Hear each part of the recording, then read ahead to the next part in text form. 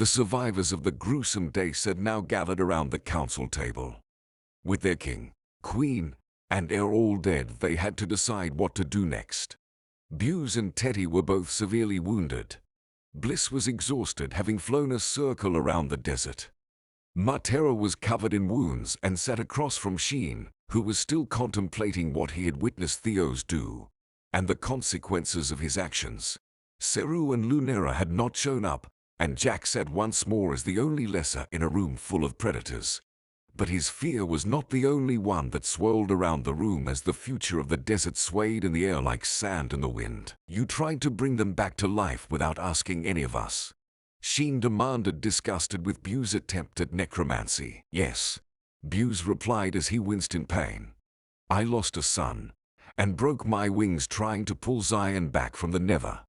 When that failed, I blacked out and was not willing to try again with Oliver or Ozioi." "You have no room to judge him," Matera yelled.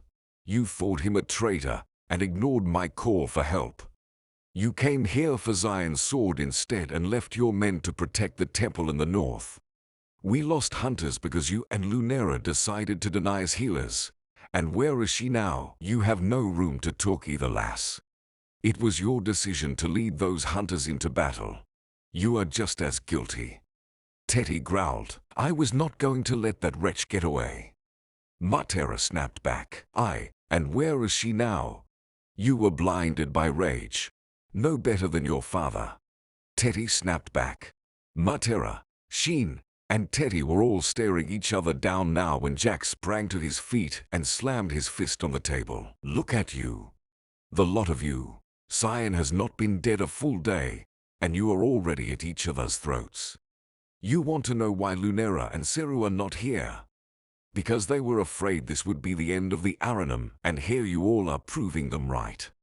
Jack threw his saber down and exposed his chest. "Go ahead. If this is it. If Zion was the only thing holding us together, then by all means, kill me first, and then I hope the lot of you enjoy tearing each other apart and watching everything we have built be buried under the sand." The three of them all sat down ashamed of themselves, and the room fell silent as Jack turned to each of them. "Sheen, what do we do now?" Matera asked solemnly. "What do we tell our clans?" "I don't know," Sheen replied. He knew what Zion wanted. What they all wanted. But without Zion here and his sword gone, would all the clans stay together? Or would the natural order return? "We have to tell the rest of the desert clans. But more importantly, we have to stay together. The people here now, in this room. We have to trust each other. We all have our own reasons for following him. But Zion chose us, and now that he is gone, we have to choose each other. Or we will lose our home." Jack replied as he bit in his shirt and picked up his saber. "It rained in the desert the day they buried Zion, Ozioi, and Oliver. How fitting that even as he lay dead, Zion's gift fell upon the desert." The news of the king and queen's death spread across the desert like wildfire, and now every man, woman, and child old enough to stand attended their funeral. Hunter and prey alike stood side by side mourning the loss of their monarch. The weight of the world was on Sheen's shoulders as he stood on the balcony of the cliffside fortress that looked out across the desert. It was said to have been built by the Hawk clan to sit at eye level with the statue of Sententia in the north, and Sheen hoped she was watching over him as he chose his next words carefully. "Today we are here, mortal enemies turned kin." Sheen paused, looking out over the desert masses. "We are here to mourn the death of the greatest man and woman that any of us have ever had the privilege of knowing. A man who fought with every breath to bring us all together and to show the world we are more than simple beasts.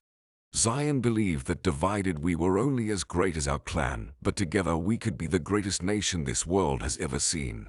Greater than the Phoenix of Haven, greater than the dragons of Pius, greater than the fangs and claws of the White North. We are the Aranum. We will carry on and live out Zion's dream. We owe that to him.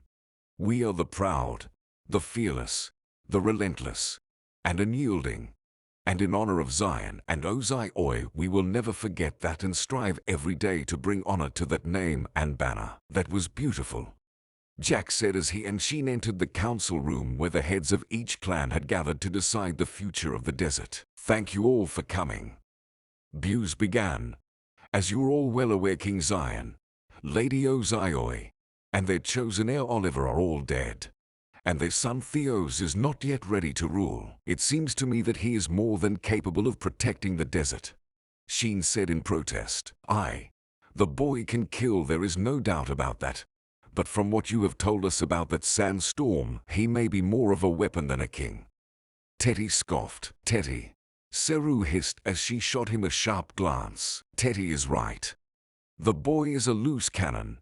And now more than ever we need a diplomat that can keep peace between the clans," Jack said as he shifted his eyes among the many faces of the council. "War. What about you, Buse?" Timothy, a nervous hummingbird, stuttered timidly to the towering shadowy figure. "No," Buse said, still feeling the sting of his failure to protect the king and queen. "My place will always be in the shadows of the king as their advisor, and nothing more. This will also be the place of every buzzard after me." "What about you, Sheen?" Martell asked as she stroked her tail. "It would be an honor to lead the people of the desert, but only until Theos is ready to do it himself," Sheen replied. Sheen had barely finished speaking when Theos pushed past the hawk guarding it and burst through the door of the council room with a small dagger. "Where is he? Where is my brother?" he demanded. "Your grandfather Max sent for him, Theos. He is going to be heir to your grandfather's fortune," Jack replied, trying to calm Theos. "My grandfather hated my mother and father, and you gave him Derek," Theos growled. "Your grandfather is one of the richest men in the forest. We want no quarrel with him in a time like this, boy. Now, unless you plan on using it, I suggest you put that toy away." Teddy barked back. Theos looked around the room and read them all one by one. He saw fear in their eyes as they looked at him. He sheathed the dagger furiously and turned to leave. "Theos, where are you going?" Jack asked as Theos stormed out. "To get my brother back," Theos barked. "He will start a war yet," Teddy said as he stood to go after him. "No, let me. We will continue this discussion upon my return. Please find everyone accommodations in the meantime," Sheen said as he changed to a wolf and went out after him, but Theos had vanished.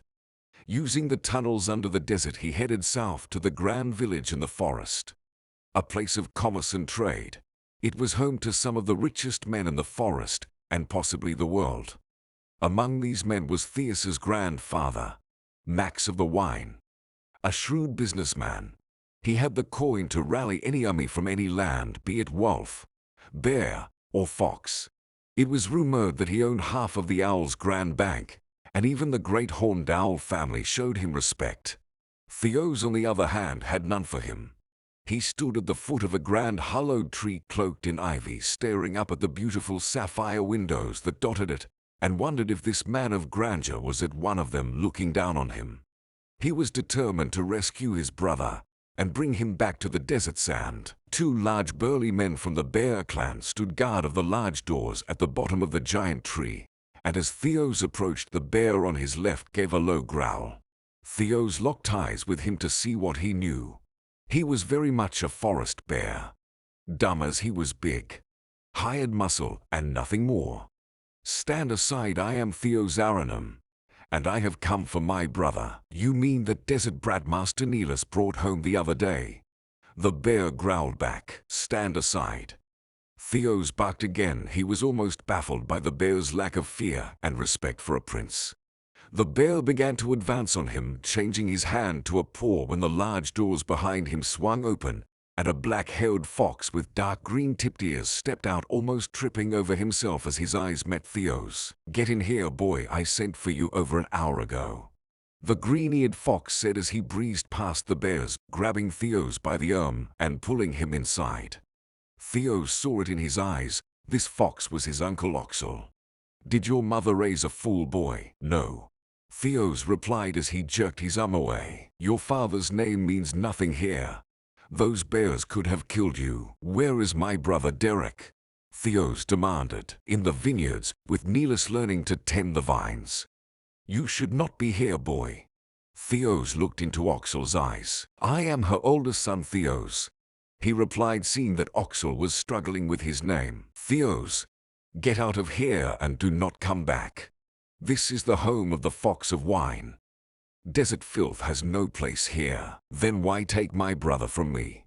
Theos barked back. Because father is torn between the tradition of a male heir and a fox of black fur ruling the House of Wine.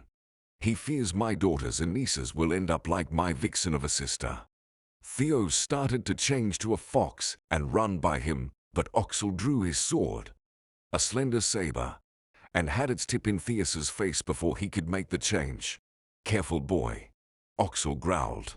Leave while you still can. Get out of here.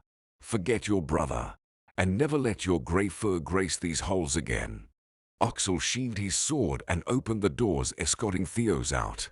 If he comes back, kill him, Oxal said as he turned and slammed the large doors shut behind him. Yes, sir, the bears replied with a grin as they cracked their knuckles and stared Theos down. Theos turned his head left then right, growling at the bears, but he knew this was a fight he could not win.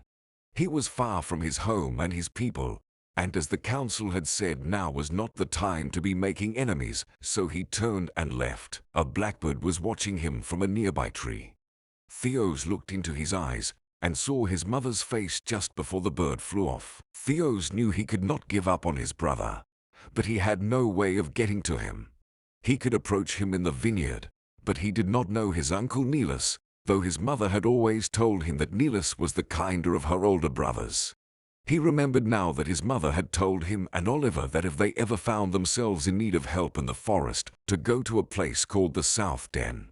So after asking directions from a raccoon who gave him a very odd look, Theos headed southwest.